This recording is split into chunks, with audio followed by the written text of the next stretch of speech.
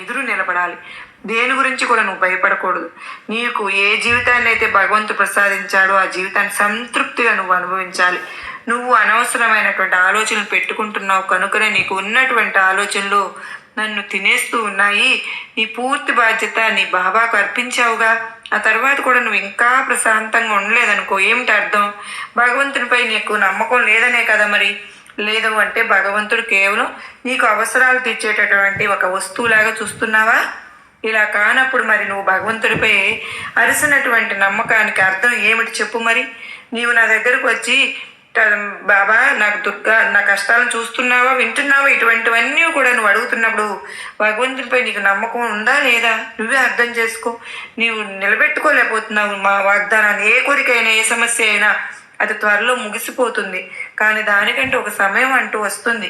ఆ సమయం వచ్చేంత వరకు మీ అందరూ కూడా తప్పకుండా ఎదురు చూడాలి. మరి ఇకపై నీకు ఎప్పుడు కూడా సంతోషంగా మాత్రమే నువ్వు కనిపించాలి. ఎప్పుడు అసంతృప్తిగా అసలు నువ్వు నాకు కనిపించవద్దు. నీ ముఖంలో ఎప్పుడు కూడా నాకు చిరునవ్వు మాత్రమే కనిపించాలి. అది ఏ సమయంలో అయినా సరే కానీ, కష్ట సమయమా ఏదైనా కానీ నువ్వు మాత్రం సంతోషంగానే ఉండాలి. అదే నాకు కావాలి. నీ జీవితం అనేది ఆనందంగా నేను మారుస్తాను. నీ సమస్యలు అనేవి నీ నుండి దూరంగా విసిరి పడేస్తాను. అన్నిటికీ కూడా కన్నీరు పెట్టుకుంటూ వస్తున్నావు. నా తల్లి కన్నీరు పెట్టుకుంటే నేను ఎలా చూస్తూ ఉంటాను చెప్పు? నేను చూడలేనమ్మా. అందుకే ఎన్నో విధాలుగా నీకు ధైర్యం అందివ్వాలి అనుకునేటువంటి ప్రయత్నం ప్రతిరోజు చేస్తూ వస్తున్నాను.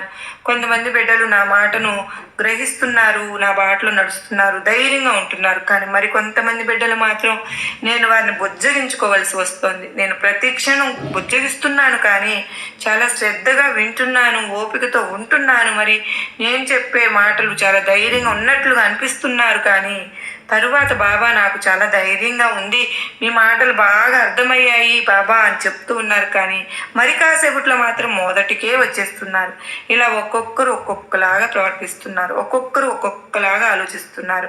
అందరికీ కూడా నేనే సర్ది చెప్పుకుంటూ వస్తూ ఉన్నాను కదా. మరి నీ మనసులో ఉన్నటువంటి ఆలోచనలు ఎందుకు ఇలా ఉంటున్నాయి? ఒక్క విషయం గుర్తుపెట్టుకో. నేను ఎంత చెప్పినా, ఎన్ని దారులైనా సరే, నేను నీ కోసం చూపించినా మీరు చూడండి, నేను మాత్రం ఏం చేయగలను చెప్పు? ఈ విషయాన్ని మాత్రం మీరు మర్చిపోవద్దు. మిగతా బిడ్డల్లాగా మీరు కూడా మంచి దారిని ఎంచుకోండి, మంచిగా ఆలోచించండి. నేను చెప్పినటువంటి మంచి బాటలు మీరందరూ కూడా నడవాలని నీ బాబా ఎప్పుడు కోరుకుంటూ ఉంటాను. నీ జీవితంలో నువ్వు కోరింది నెరవేరడం లేదని ఎప్పుడు కూడా దిగులుగా ఉండవద్దు. అతి త్వరలోనే నీ కోరిక తీరుతుంది. నీ మనసులో మొదలైనటువంటి ప్రశ్నకు సమాధానం దొరికిందనే నేను అనుకుంటున్నాను. ఇకనైనా నువ్వు సంతోషంగా నాకు ఆనందంగా కనిపించాలి. ఈ బాబా నీ నుండి కోరుకుంటూ ఉన్నాను. నీకు నా ఆశీర్వాదం